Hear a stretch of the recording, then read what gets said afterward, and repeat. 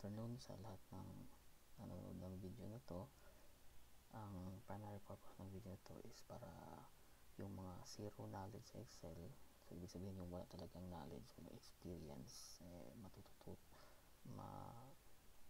magiging aware and matututo paano gamitin yung Excel, yung basic lang muna. Umpisa tayo sa basic and then later on proceed tayo sa advanced. Okay, ano pala ang gamit ng Excel? So, yung basic na gamit, yung basic functions ng Excel is for reporting. So, kung supervisor kayo sa isang company or manager kayo, obviously, maggagawa kayo ng reports involving figures. So, Excel ang ginagamit. And computation from basic to advanced, no? Accounting, basic addition, subtraction, multiplication, so on and so forth. Data collection and analysis. So, itong data collection and analysis, magagamit ito sa mga reporting ng mga manager. So, kung manager ka, kailangan mo ito. Kailangan mo tuto ng Excel. Later on, pag-aralan natin paano itong data collection and analysis and then itong advanced.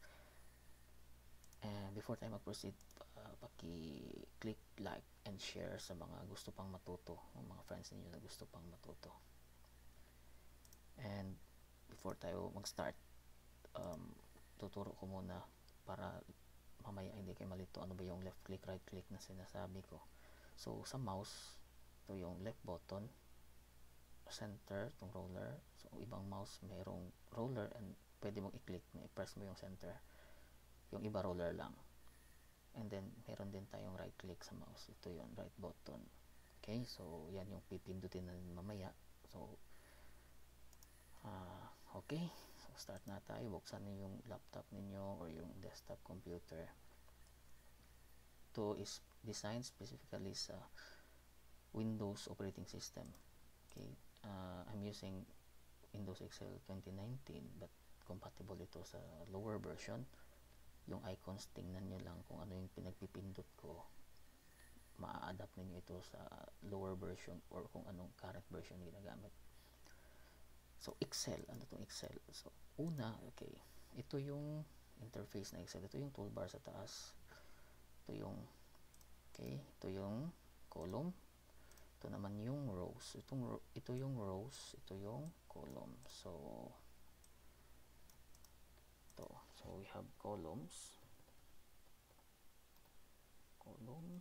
And we have rows. Okay. So, ito yung letters specify yung nag-indicate ng columns natin, and then yung numbers, ito yung rows. So itong boxes, small and big, ito yung cell. Okay, so sa isang cell, so column H, row 6, lalagay ko yung pangalan ko. Okay, so first toolbar, pag-aralan natin itong bold. So, ang bold, sa icons nito, ito yung hanapin nyo, yung parang B. So, pag highlight mo yung cell, click mo yung B, yung parang tumataba, nagda-darken siya. Yan yung effect ng bold. And ito namang I, pag i-click mo to, i-italize niya, parang magsaslanting yung characters. And then, pag ito namang pindutin mo yung U, it means underline. Lilinyahan, gagawa ng lines. Okay. Ito naman, ito yung font. Yung font, pre-installed yun pag nag-install kayo ng software ng MS Office, yung MS Excel. Kasama na yun, package na yun siya. So, ang daming naka-install doon. So, basically sa Office ka, yung ginagamit usually Arial, Arial Black, and Calibri. So, kung papalitan natin ng ibang font, tingnan mo, nagbabago. Depende sa selections ng font. Okay? So, for now, gamit natin Arial. Then, remove muna natin yung mga extra underline, italize, and bold. So, standard. Ito naman is yung font size. So, may arrow yan sa click mo. Then, once the bigger the number, the bigger the font. So, yun yung basic function. Ang ibang version, yung higher version, meron na ito. So, ano to? Yung parang A na may arrow, at A na may arrow up, and A na may arrow down. So, simple. Going up, bigger fonts. Going down, smaller fonts. So, yun lang yun. Ito, ang merge cell. Ano ba itong merge cell? Ang merge cell, okay, so ito. Combine mo yung dalawang cell. Kasi tingnan mo, naka-group. Diba? Box 1, box 2, box 3. So, gagawin mo kung gusto mong ito i-cover itong dalawa. So, easy. So, left click and hold and then drag and then release and then click mo yung merge cell. Yun, nag-merge na siya. Okay, so let's say i-cover natin ito. So, by click, drag down and then hold, by holding and drag down and then release, click mo merge cell ulit. Merge cell ulit. So, notice mo, sa baba siya. So, paano i-center? Kung nakikita itong icons na to, ito yung pagsa-center. Click and click. Ito. So, kung naka-highlight yan, center na center. Kung ito naman, so dito siya, center siya pero nasa gilid. Same as sa kabila, no? Left and right. Okay, so ito naman, so yun, explore nyo na lang to. So, nagsa-center and nagbabari yung location ng characters and fonts. Okay, so ito yung basic functions nito. Ano naman ang functions nitong arrow?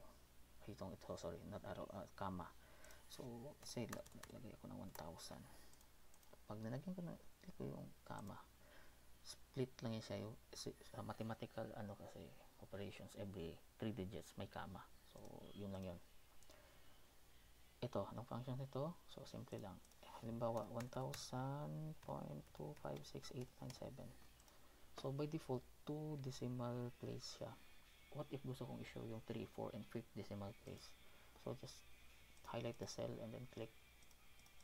Yun, labas. Yung i-reduce ko para 2 decimal place. Yan. Okay. Now, paano kung lagyan ko ng kulay? So, dalawa ang option sa kulay. Font and cell. So, kung cell, hanapin mo itong icon na to. Sa akin, by default, blue. But kung other color ang choose, click mo yung arrow, yung gilid na arrow. Yan.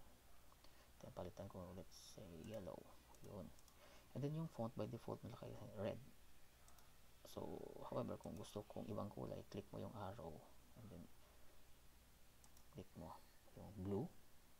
Okay, hindi ko sure kung dark blue ba to. Anong blue? Basta blue sa akin. Okay. And then, the rest of the colors, explore nyo. Diyan, meron pa yung more colors kung gusto mong maraming mixture ng colors. And then, lagyan natin, for example, usually napansin natin sa mga reporting, mayroon siyang parang boundary dito, parang may line, no? May line sa cell.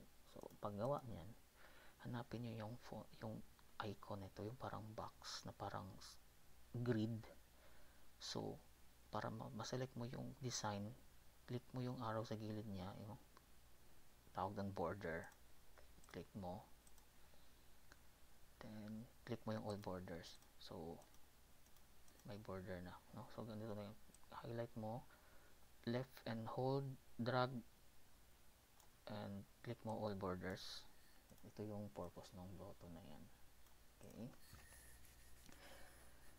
So, napansin natin, hindi pantay yung boxes. May malaking box na cell, may maliit. So, paano ba ipantayin? Madali lang yan. Left click mo yung column. Okay. Then, right click ng mouse. Hanapin mo yung column width. So, 8.11. So, alam mo na ang dapat sa row height mo rin. 8.11 para pantay. So, 8.11 lagay mo. So, click mo yung row 6 and then right click ng mouse and then click row height. Then, 8.11. Okay? So, yan yung nangyari. So, ibig sabihin pala, pag nagbari tayo ng dimension sa row, ito yung nangyari. Say, lagay ko 15. So, the bigger the number, the bigger the row height. Okay?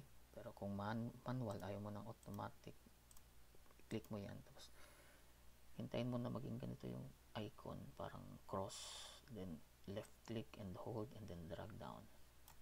Okay, same din sa column, put your cursor sa center, and then pag ito na yung icon, parang cross, left click and hold and then drag left to right or right to left. Yun. So ganun ang functions. Okay, so for session 1, ito na lang muna.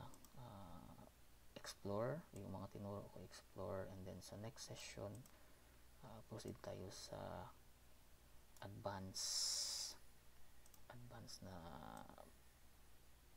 additional topics na naman ng Excel. So ito na lang muna. Okay, so